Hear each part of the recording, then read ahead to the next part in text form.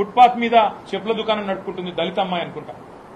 ఆమె చెప్పుల దుకాణాన్ని తీసి బుల్డోజర్ పెట్టి అవతల ఎత్తి పారేస్తుంటే నేను అడుగుతా ఉన్నా ముఖ్యమంత్రిని, మానవత్వం ఉన్న సర్కార్ చేయాల్సిన పనేనా ఇది? ఒకవేళ ఒక ప్రెగ్నెంట్ అమ్మాయి నల్ల చెరువులో ఏమడిగింది అమ్మాయి? ఆ అమ్మాయిది కూడా వీడియో వచ్చింది. ఏమడిగింది?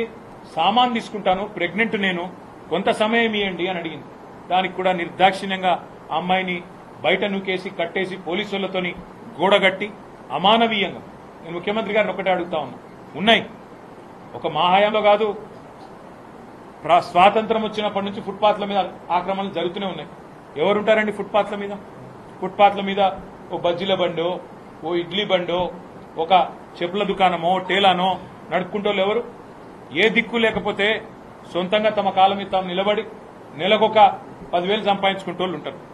వాళ్లకు నువ్వు తొలగించాలనుకుంటే ఫుట్పాత్ ఆక్రమణలు ఉద్దేశం మంచిదే, కానీ ఏం చేయాలి? ప్రభుత్వం వెండింగ్ జోన్లకు తరలించాలి. వాళ్ళని ఒక వెండింగ్ జోన్ పెట్టి, మేము చేసినాం ఇదివరకు అయ్యప్ప సొసైటీలో అదే సమస్య ఉంటే వెండింగ్ జోన్ పెట్టి అక్కడ షాపులు కొత్తవి కట్టి వాళ్ళని అక్కడ తరలించి ఆడికెళ్ళి తీసేసింది. మానవీయ కోణం ఉండాలి. వాళ్ళ నగాదంలో రోడ్డు మీద పడేయద్దు. బలిసిన కంటే ఇబ్బంది కాదు, కానీ ఇట్లా పేదవాళ్ళకి ఎవరు దిక్కు ఆలోచించాలని కోరుతా ఉన్నా. వెండింగ్ జోన్లు నిర్మాణం చేయండి. ఆక్రమణలు తొలగించే ముందు వెండింగ్ జోన్లు కట్టి వారికి ప్రత్యామ్నాయ పరిష్కారం చూపెట్టి వాళ్ళని తొలగించండి. అదేవిధంగా ఇంకా విచిత్రం, అసలు ఈ ప్రభుత్వంలో కుడి చేయి ఏం చేస్తుందో ఎడమ చేయికి తెలియదు. నిన్నగాక మొన్న చూసిన నేను 3 రోజుల కింద 1,50,00,000 రూపాయలు పెట్టి రిజిస్ట్రేషన్ అవుతుంది. 3.5 రోజుల కింద, 3 రోజుల కిందట. 3 రోజుల తర్వాత ఇంకో ప్రభుత్వంలోని ఇంకో శాఖ వచ్చి కూలగొడుతుంది. ఇది అక్రమం అని. అంటే కుడి చేయి ఏం చేస్తుందో ఎడమ చేయికి తెలియదా? రిజిస్ట్రేషన్ శాఖ రిజిస్ట్రేషన్ ఎట్లా చేస్తుంది? 3 రోజుల తర్వాత నీ ఇంకో శాఖ వచ్చి ఎట్లా కూలగొడుతుంది? అది నువ్వు ప్రభుత్వాన్ని నడుపుతున్నావా, సర్కస్ నడుపుతున్నావా? ఒకవేళ నిజంగానే నీకు అవి ఆక్రమణలు అని తెలిస్తే, అది ఎఫ్టీఎల్ అని తెలిస్తే, బఫర్ అని తెలిస్తే ముందు పర్మిషన్ ఇచ్చిన మీద చర్య తీసుకో. కొనుక్కున్నోళ్ల మీద కాదు.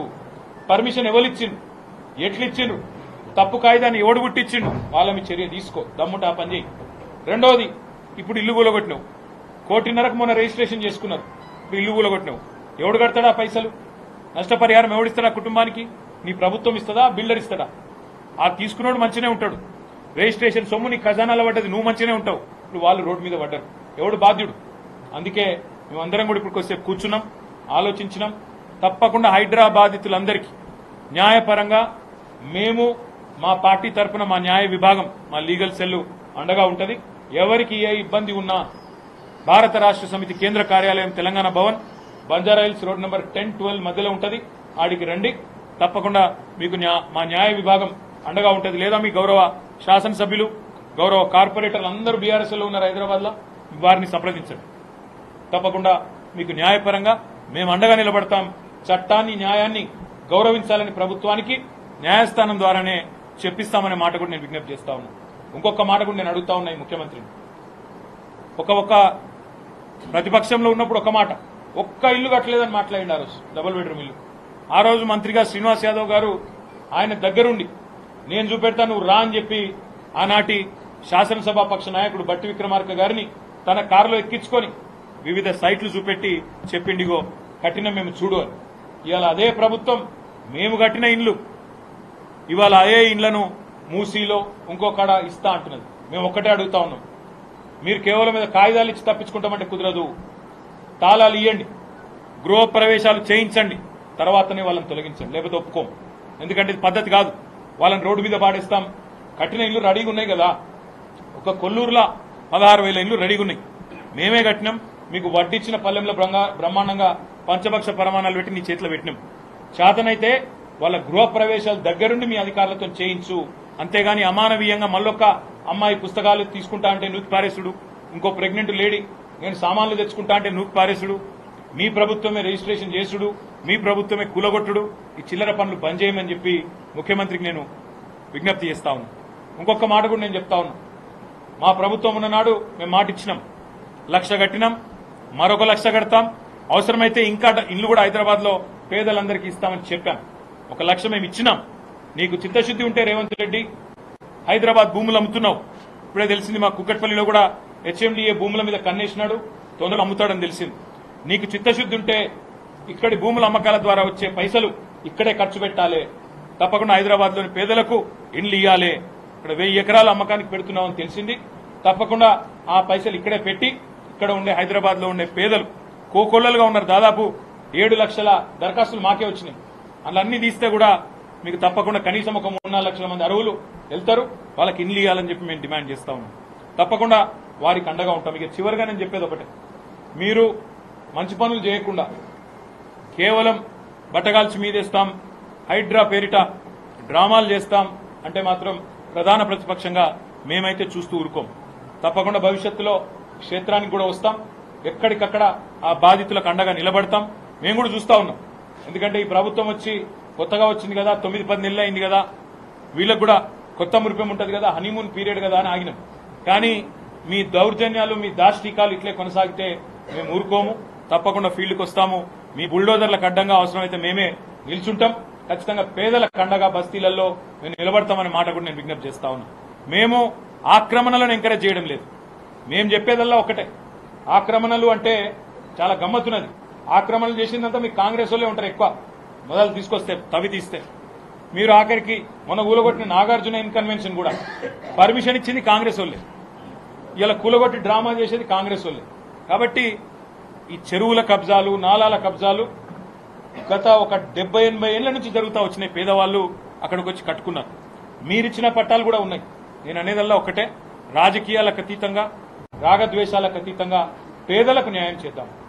ఏ దిక్కు లేని వాడికి, అభాగ్యుడికి అండగా నిలబడదామన్నదే మా పార్టీ సిద్ధాంతం. తప్పకుండా అండగా నిలబడతాం. ఆక్రమణలను మేము కూడా ప్రోత్సహించాం. కానీ అందులో నుంచి తొలగించేటప్పుడు మాత్రం మానవీయంగా వాళ్ళని ఇళ్లలో పెట్టండి. రోడ్డు మీద, బజార్ మీద పడేయకండి. చిన్న పిల్లలను, మహిళలను వాళ్ళ పట్ల కర్కశత్వంతో, మానవత్వం లేకుండా వ్యవహరించకండి. ఇది మంచి పద్ధతి కాదు అనే మాట కూడా చెబుతూ, ఇక ఆక్రమణలు కూలగొట్టాలంటే నేను ఇంకో మాట కూడా అంటున్నాను. జీహెచ్ఎంసీ బిల్డింగే నాలా మీద ఉంది. ఇలా హైడ్రా కమిషనర్ కూర్చున్న బిల్డింగ్ బుద్ధ భవన్ కూడా నాలా మీదే ఉంది. మీ అన్న తిరుపతి రెడ్డి ఇల్లు FTL ఉన్నది.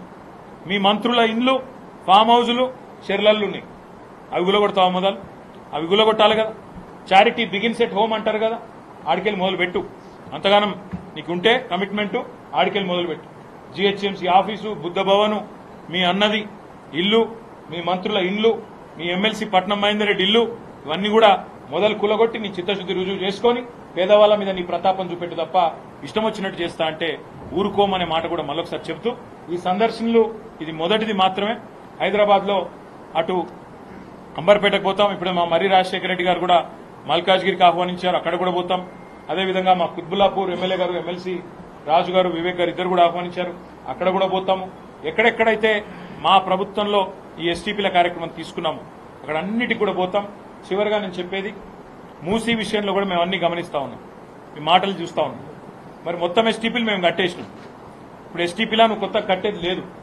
మరి ఎందుకు ఒకసారి 50,000 కోట్లని, ఇంకోసారి 70,000 కోట్లని జూపల్లి కృష్ణారావు, ఇంకోసారి 1,50,000 కోట్లని మళ్ళా ముఖ్యమంత్రి రకరకాల మాటలు చెప్తున్నారు. అసలు ఇప్పటివరకు డిపిఆర్ అయిందా? అసలు ఒక డీటెయిల్ ప్రాజెక్ట్ రిపోర్ట్ తయారైందా? అందులో ఏమున్నది? అసలు ఏందో ఎవరికి తెలియదు. అందుకే నేను అనేదల్లా మీ యొక్క మూసీ పేరిట జరుగుతున్న భాగోతాన్ని కూడా మేము గమనిస్తున్నాం, ప్రజలు కూడా గమనిస్తున్నారు. ఇలా మూసీలో వీళ్ళని తీసేస్తా, వాళ్ళని తీసేస్తా అంటే కాదు. మొదలు వాళ్ళకు తాళాలి, ఇళ్లకు పంపి, దగ్గరుండి గృహ ప్రవేశాలు చేయించు, అటెన్కా నువ్వు తొలగిస్తా అంటే కూడా వాళ్ళకి అవసరమైతే న్యాయపరంగా, చట్టం పరంగా వాళ్ళకి ఇవ్వాల్సిన పైసలు నిర్వాసితులకు ఇచ్చినాకనే తొలగించాలి తప్ప నా ఇష్టం ఉన్నట్టు చేస్తా అంటే మాత్రం తప్పకుండా న్యాయస్థానాన్ని ఆశ్రయిస్తాం. మేము కూడా క్షేత్రానికి కూడా వస్తామనే మాట మళ్ళొకసారి చెప్తూ, మూసీ భాగోతాన్ని కూడా గమనిస్తున్నాం. అందులో నీ అవినీతి ఆలోచనలు కూడా అన్ని కూడా చూస్తున్నాము. సరైన సమయంలో బయట పెడతామని చెప్పి కూడా తెలియజేస్తూ, మీ అందరికీ ఇవాళ వర్షంలో కూడా పాల్గొన్నందుకు మీ అందరికీ కూడా ధన్యవాదాలు. నమస్కారం. Thank you.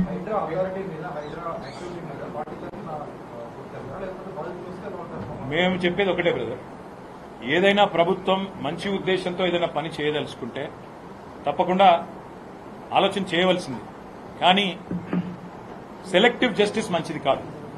ముఖ్యమంత్రి అన్నకొక న్యాయం, బాగా డబ్బులున్న వాళ్ళకు ఒక న్యాయం, వాళ్ళని మాత్రం ముట్టం. కానీ పేదల మీద మాత్రం మా ప్రతాపం చూపెడతామంటే తప్పకుండా పేదవాళ్ల పక్షాన మా పార్టీ నిలబడుతుంది. వాళ్ళు మా దగ్గరికి వచ్చినా లేదా ఫీల్డ్కు మేమే పోవాల్సి వచ్చినా మా ఎమ్మెల్యేలందరం పోతాం, వాళ్ళకు అండగా నిలబడతాం. నేను అనేదాన్ని ఒకటే, చట్టం న్యాయం ఫాలో కావాలి, అందరికి ఒకటే ఉండాలి. చట్టం బలిసిన వాళ్ళకు చుట్టం, పేదవాళ్లకు మాత్రం చట్టం అనేది ఇష్టం ఉన్నట్టు చేస్తాం, పొద్దున 3 గంటలకు పోతాం, బుల్డోజర్ పెట్టి కొట్టిపారేస్తాం. అదే పెద్దవాళ్ళు ఉంటే మాత్రం నెల రోజులు నోటీస్. మరిన్ని ట్రెండింగ్ వీడియోల కోసం న్యూస్ 18 తెలుగు యూట్యూబ్ ఛానల్ ను సబ్స్క్రైబ్ చేసుకోండి.